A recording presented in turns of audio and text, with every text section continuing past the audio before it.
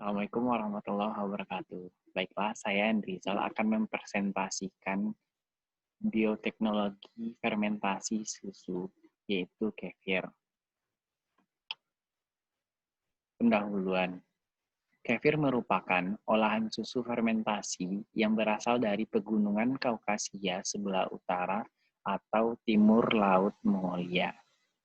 Produk olahan ini telah diproduksi ratusan tahun lalu dengan menggunakan kantong kulit. Menurut Standar Identitas Nomor 149A tahun 1997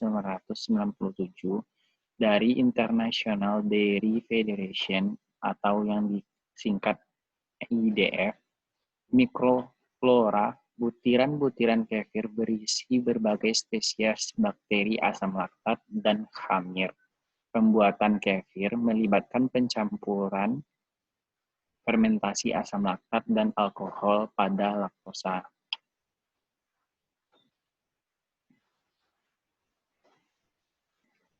Bakteri asam laktat dan khamir bekerja sama secara mutualisme, di mana bakteri asam laktat menghasilkan asam laktat yang nantinya akan dimanfaatkan oleh khamir, dan sebaliknya khamir menghasilkan senyawa untuk menstimulir pertumbuhan bakteri asam laktat.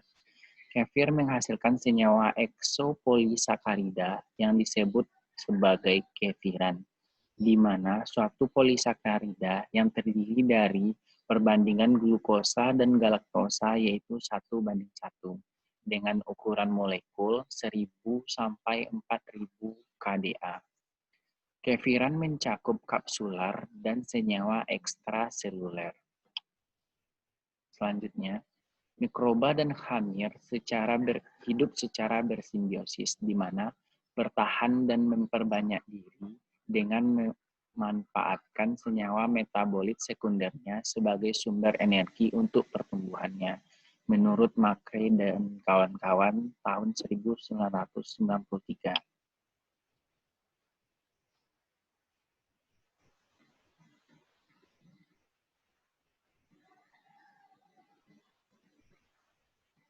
Kelebihan kefir daripada susu segar, yaitu masa simpannya yang lebih panjang, meningkatkan ketersediaan vitamin seperti vitamin B, mengandung asam amino esensial seperti triptofan, mengandung mineral kalsium, magnesium, dan kromium sebagai unsur mineral mikro.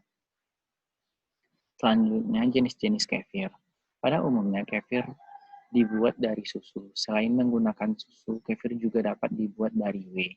Kefir yang terbuat dari whey dapat menjadi cairan isotonik yang paling sesuai dengan tubuh manusia. Selain itu, juga baik bagi penderita diabetes karena berfungsi juga sebagai asupan insulin. Selanjutnya, kefir soya terbuat dari 70% susu kedelai dan 30% susu sapi. Kefir ini mengandung lecitin yang baik untuk memperbaiki pembuluh darah koroner pada jantung. Selanjutnya yaitu kefir kolostrum. Dari namanya, kefir ini dibuat dari kolostrum sapi yang difermentasikan. Kefir ini mengandung imunoglobulin yang cukup optimal seperti IgA, IgE, IgG, dan IgM. Selanjutnya kefir grain berwarna putih atau kekuningan, diameter 1-6 mm. Kadar air biasanya berkisar antara 85-90%, berat kering 57% dari karbohidrat, 33% protein, 4% lemak, dan 6% abu.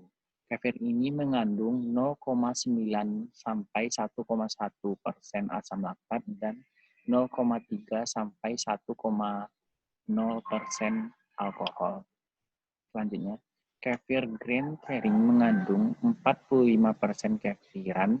Menurut Malmowska dan kawan-kawan tahun 1990, mikroflora yang terdapat dalam kefir grain terdiri dari basili baik sel tunggal berpasangan maupun rantai sebanyak 66%, atau berkisar antara 62 sampai 69%, Streptococcus yang berpasangan atau rantai 16% atau berkisar antara 11 sampai 18%, dan Hamir sel tunggal 18% atau berkisar 16 sampai 20%. Selanjutnya, ini jenis-jenis kefir. Yang pertama, kefir yang terbuat dari susu, yang kedua kefir yang terbuat dari whey, yang ketiga kefir yang terbuat dari soya, yang keempat kefir yang terbuat dari kolostrum, serta ada jenis kefir yang berbentuk grains. Manfaat kefir.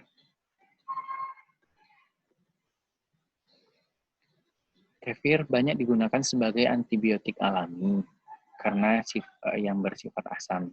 Selanjutnya dapat menurunkan LDL, membersihkan saluran pencernaan, meningkatkan kesehatan organ pencernaan, dan masih banyak lagi manfaat yang dapat kita temukan dalam mengkonsumsi kefir.